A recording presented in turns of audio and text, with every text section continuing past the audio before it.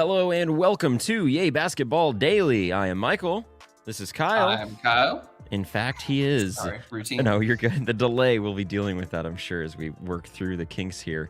For November 30th, 2022. Well, today is December 1st, but we're covering November 30th, 2022. Let's dive right in. Jayson Tatum. Whoo, man. Went off. Two guys went off, went crazy. I mean, he was obviously doing it all for the Celtics. So no Jimmy in this one. He's really kind of the heart and soul of this team when they need a win. My notes on this one as I was watching it were I put in quote heat culture, and this feels like the second time this year that I've seen the heat culture present. They really fought for this game. Obviously, Tatum just wouldn't let it happen. He's hitting from outside, 49 points, 11 rebounds, 8 of 12 from three, 60% from the field.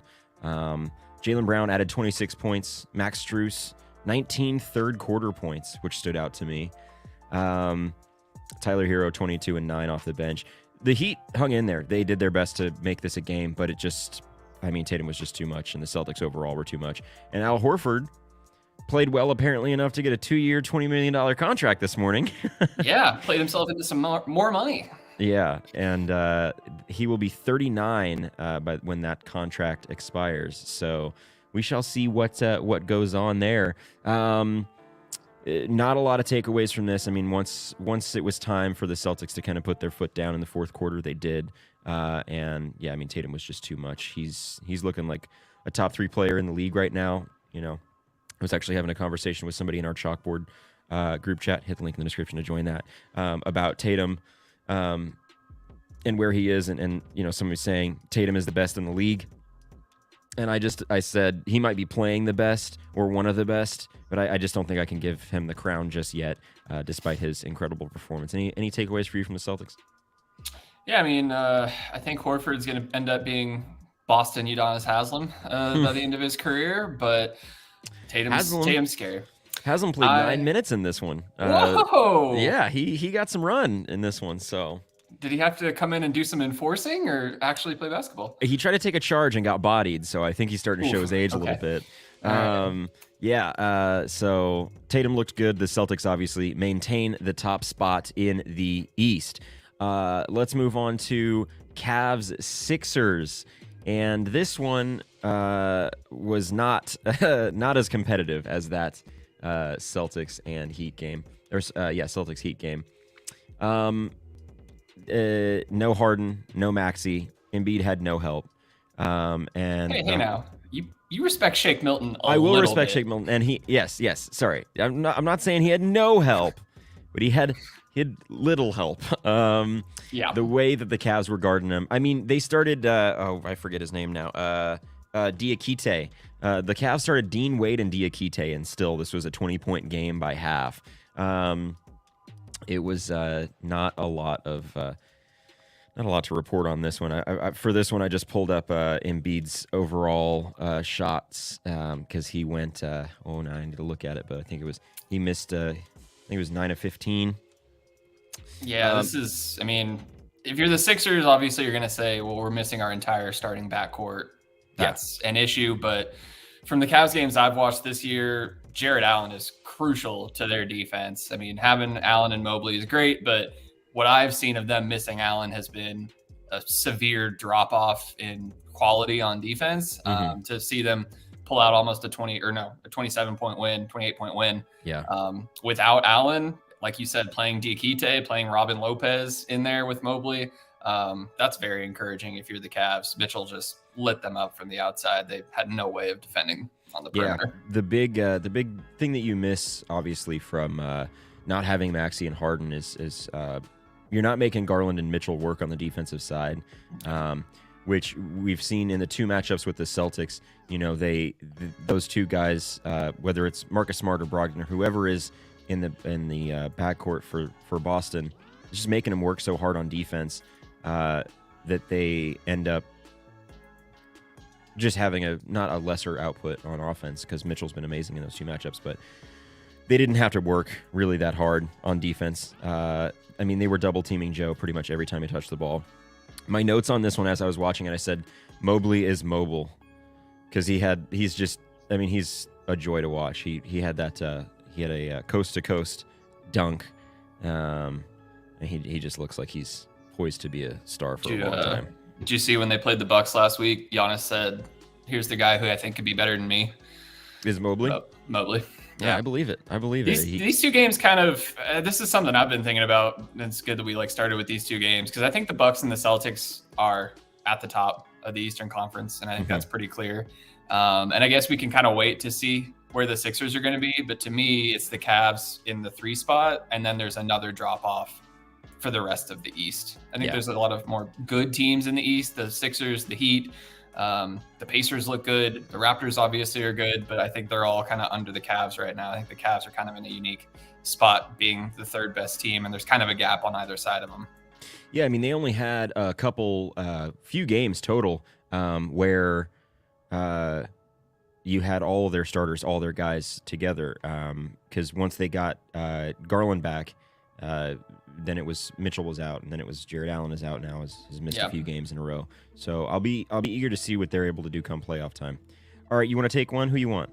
Yeah, let's go Hawks over Magic. I've got a few duds to go over last night, so we can kind of rattle these off. Hawks over Magic, a couple teams coming in on some losing streaks. I think the Hawks had lost 3 in a row. Magic had lost 5 in a row. So unfortunately, this one was over pretty early. Hawks were up 20 at the half.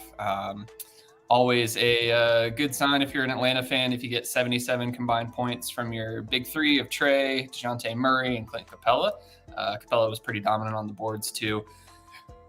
Magic are missing so many guys still. I hate to keep hammering that point home, but they don't have Mo Bamba. They don't have Wendell Carter, who I kind of said preseason was going to be a difference maker for him, especially on the defensive end, and that's showing. They're giving up a lot of points in the paint. So this one was pretty rough for the Magic, but if you're looking for a bright spot, Markelle Fultz had his season debut, 8 points, 4 assists, 2 steals. So big putback dunk too, yeah. Yeah, so they're still missing Suggs, so any backcourt assistance is much needed for them. I think probably the big news that I'm still waiting on with bated breath is the result of John Collins' MRI. Yeah. Which head coach of the Hawks said that should be performed this morning. Not a single tweet from Shams or Woj. Nothing from either of them. I was surprised to see the injury news later because I was like, nothing from our boys? Not a lick. Very, very surprising. Whether it's for the Hawks' success in the season or trade value, whatever it is, that could be big for them.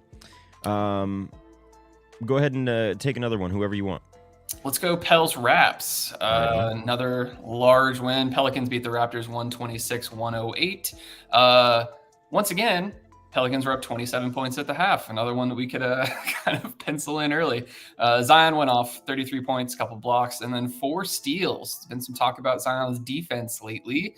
So 4 big steals from Zion. It's pretty impressive. Shows he's being a little more active on the defensive end than he has been.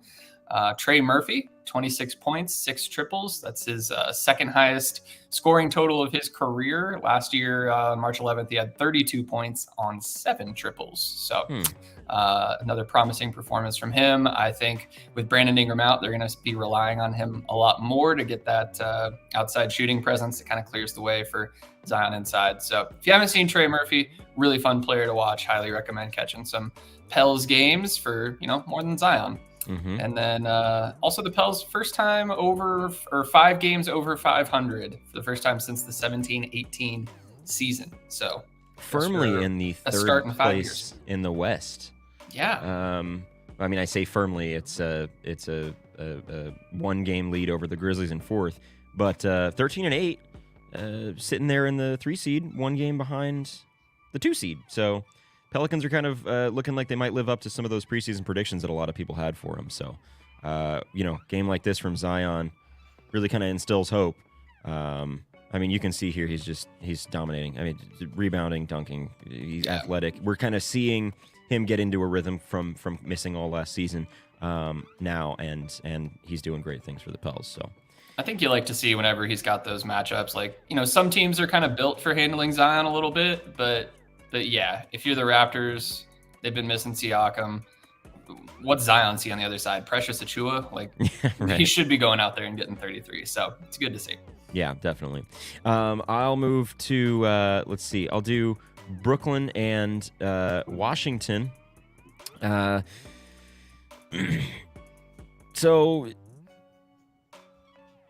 our boy Brian Windhorst said something kind of damning, which spoiler alert for anybody that's here right now. If you listen to the podcast, I am going to use this clip in the What Did He Say this week to try to troll Justin. I'm confident that he won't see this. So that the Wizards might have a big three in Kuzma as well as Porzingis and Beal.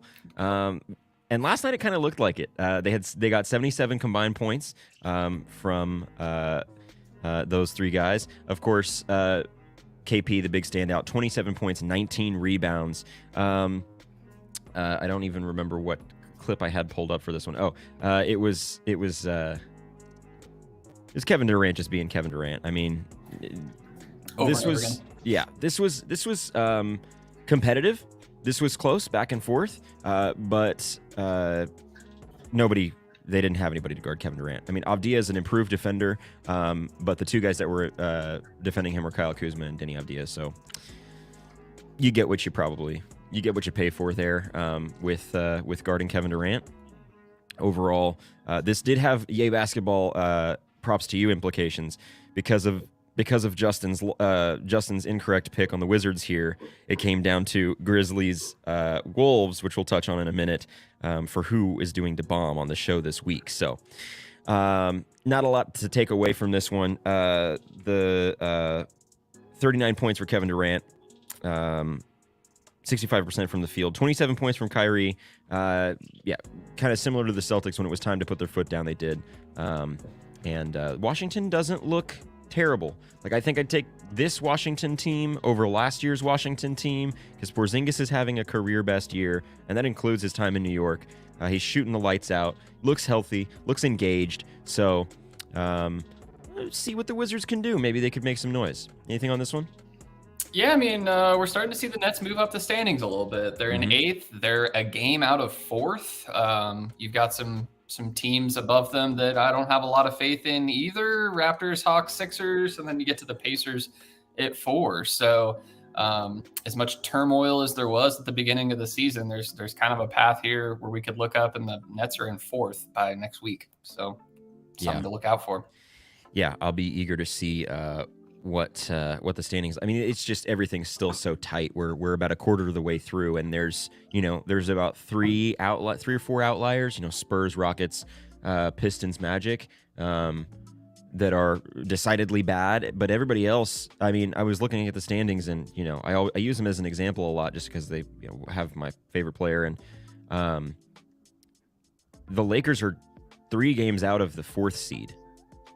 I mean, the West is so tight, and they're 6-2 now in their last 8 games. So really, kind of anything can happen. What do you want to go with? Go ahead. Let's go Thunder Spurs. Yeah, let's do it. Speaking of tanking teams, the Thunder are winning some games. Spurs are doing better tanking. 119-111 win for the Thunder. Highlight's probably going to be Jalen Williams with a career high 27 points. So big night for the Rook. Just add it to another guy the Thunder have that can either be part of the future or be part of some massive trade package. So it's hard to kind of assess when you see these performances from guys who aren't Shea and Josh Giddey, because those seem to be the two that they are going to ride with into the future. And as I wasn't expecting that from Jalen Williams this early in the year. So good performance from him. Giddey had 14 points, 14 assists. Spurs have lost 9 straight, so they're rattling off the losses, tanking for Wemby, and now they're just a half game ahead of the Rockets for last place in the West. So they're taking care of business too. They are looking for that 3-way tie for 14%. I think a better way to analyze the draft lottery is don't look at it as the 14%. Look at it as 86% that you won't get it. I mean, the Spurs don't really have many other options, obviously, and anything Pop does, he's going to do it well. So he's tanking really well right now. They're doing it artfully, you might say. Not a lot to report on this one. The Thunder, without SGA, though, still get the win. Good one. We'll go to Let's do your boys. Let's do your Buckaroonies there. They had to kind of they had to fight on this one. It was not a pushover the way I predicted yesterday on the show. I said, oh man, well this will be nothing to, really watch because the Bucks are just going to go crazy. They really kind of held their own. The Knicks did, coming off that win last night against the Pistons. RJ, 26 points. Julius Randle had the big game last night, the night before. Julius Randle had 18 points. Mitchell Robinson, 15 points, 20 rebounds. Little double-double action. You can see Jalen Brunson played pretty well. I've got the fourth quarter highlights pulled up here. Giannis, 37, 13, and 7. That's one of his better games in the Garden. He actually shoots a lower percentage in the Garden for whatever reason. Most superstars tend to pop off, but I was curious when I saw him going to New York what we could expect from him. But still, 37, 13, and 7. He fouls out with 48 seconds to go. And then in my notes here, as I'm watching it, I wrote after it had happened, Grayson Allen hero ball. Grayson Allen hits his only three with 30 seconds left, and this really highlights the Bucks' depth. Is Giannis, best player in the league, whatever, top 3 player in the league minimum, fouls out with 40 seconds left in a 1-point game, and without hesitation, the Bucks still close this game out. Grayson Allen's been shooting the lights out lately. Jalen Brunson looks okay. He looks like he's gonna carry this team to a play-in spot, I guess. But Middleton, looks like he's gonna come back tomorrow night. So I'm thinking some of these woes will be alleviated. Kind of fooling around with these lower placed teams. What you got for the Bucks? Just another win for the Bucks. Brunson does seem to be starting to set the culture in New York a little bit. I think that was maybe something even I underrated in what the Knicks signing him could be. I wasn't sure if he was worth, $32 million? Yeah. But, maybe he's going to turn it around. Julius Randle seems to be playing harder. RJ Barrett, we're still kind of waiting for. But another good win for the Bucks. Like you said, it's next man up.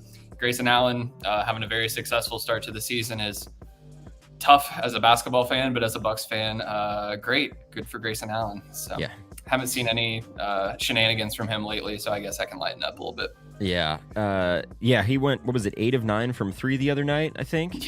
Yeah, 7 in the first half. Yeah, 7 in the first half, 7 of 7, yeah. He was shooting the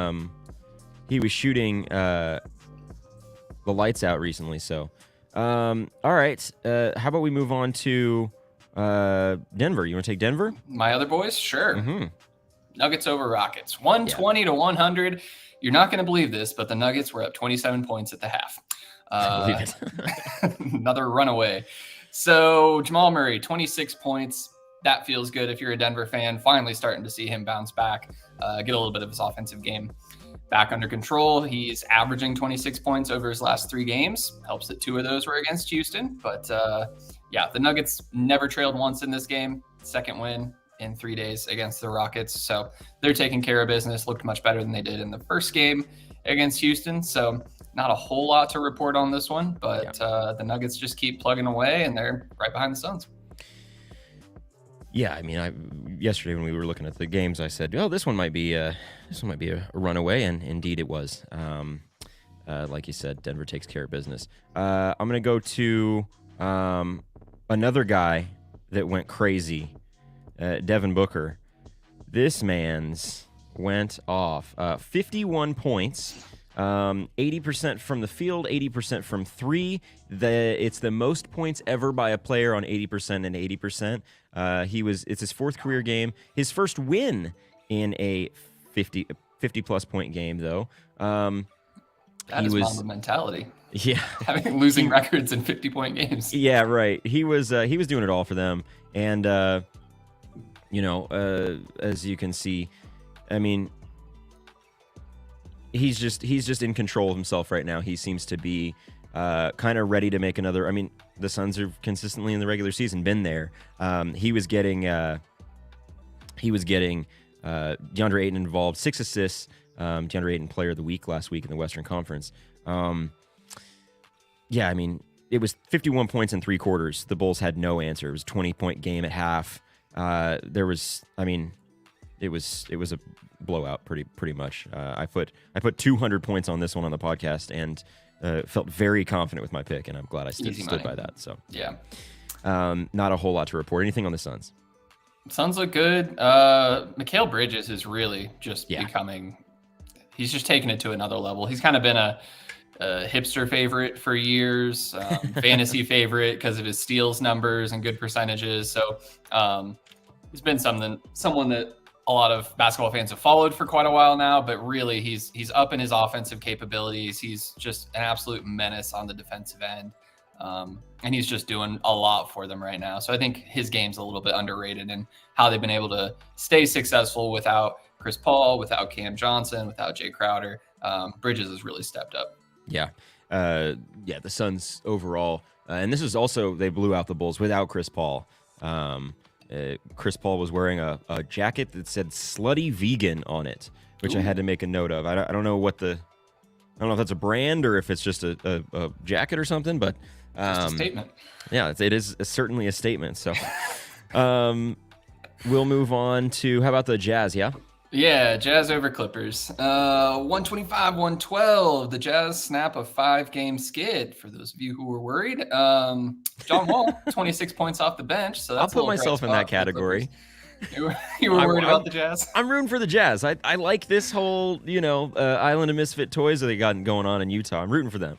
Well, they're now 7th in the West. They're a half game back of the Clippers, who are in 5th. So they're still doing it. Jordan Clarkson just continues to be a offensive kind of crutch that they can rely on. He bails them out of a lot of bad offensive sets. So Clarkson's been fun to watch. Like you pointed out, he's now top 5 in threes made in Jazz history, and this is his 4th season there, I think. 3.5. Yep, 3.5. Yeah. So things look good in Utah. They're one of 2 teams in the West that are kind of just rocking with reclamation projects, the island of misfit toys. So yeah, definitely. Good night for the Jazz. Good night for the Jazz. They're able to get that win. Of course, Clippers without Paul George and Kawhi again. Like you said, John Wall performed well off the bench. The Jazz, well-rounded team, honestly. Jordan Clarkson was going off. That's what we've got pulled up here, and I'm rooting for the Jazz. Like I said, I hope that they are able to kind of get that together. So. And stay in the mix, like I said. How about we go Kings, then Lakers? Light the beam. Light the beam. Here, wait, do it. Light the beam. 23-point win for the Kings. Speaking of reclamation projects, here's the other one. The Kings. Yes. 5th 20-point game for Malik Monk this season. That's very encouraging from a player who really struggled last season with the Lakers at times. So already 5 20-point games this year. He's feeling great. Kevin Huerter has become a meme sensation in Sacramento, Red Velvet. Yep. De'Aaron Fox is playing the best basketball of his career. Yep. Now you've got Davion Mitchell looking like a better fit coming off the bench, being a defensive stopper. The vibes are excellent in Sacramento. I spoke to our reporter on the ground, George Savides, in Sacramento, and he attested to the fact that the vibes are excellent in Sacramento. So I hope they keep going with it. Yeah, we talked about this on the show the other night. George has mentioned that he'd been to a couple games and that it feels very like a college kind of atmosphere, kind of like Atlanta. They have that like quote unquote. I don't think they call it a student section, but the fan section up top where it feels like a student section, kind of like Memphis last year or the year before. They've got that energy, that crazy energy where they're every play feels like it's exciting for them, except when they lose, of course. Still second in points per game in the league, the most 135-point games in the league, which is a weird stat that StatMuse wanted to tweet out. But the offense is there, the defense needs improvement, but like you said, with Davion Mitchell coming off the bench and doing some things for him, they could do some stuff. So yeah, I love a good gimmick. Give me more of the beam. Yes, dude. 50 Cent and Malik Monk lit it last night. So hell yeah. Weird, but right on. Let's go to Lakers. Yeah. Lakers over Blazers. Yeah. We've crapped on the Lakers a lot this season, so I got to give them credit. They looked very good in this game. Yes. The Blazers have been a very competent team. Last night showed the dark side of the Blazers that I've kind of mentioned, that they are sometimes extremely frustrating to watch. They were very frustrating last night. Anthony Davis was a monster inside. He was making life hell for Anthony Simons. Simons has been getting to the rim at ease all season, and I know Davis in the second half had a couple of big blocks on Simons that really seemed to take the air out of the Blazers offense. Jeremy Grant couldn't get it going. If Simons can't, get some scoring in the paint going, it was not coming together for the Blazers. And for the Lakers, for their players and fans, it was a game of half-court heaves. So Russ has a couple. End of the third quarter, just nails a rocket from just past half court. Danced for a good 5 seconds after the buzzer, and that was when I thought, ooh, they're gonna choke. Yep, they're gonna choke this one because they did the same thing 2 nights ago. Yeah. Gosh, they were up 17 with 10 to play, and they choked it up. And I was like, "What are you doing? Stop celebrating! Did you not learn your lesson?" Like, I'm all for celebrating, but it went a little long, and it hit a point where I was like, "Oh, this doesn't look good." But I mean, truly, the highlight of the game was the fan half court shot for the second game in a row. Pachango Casino hurting the bank this week. 100K. 100K out to fans this week. This guy had all the swag in the world. He's got this like black pea coat thing on. He's got some off-white UNC ones on. He just drained this half-court shot.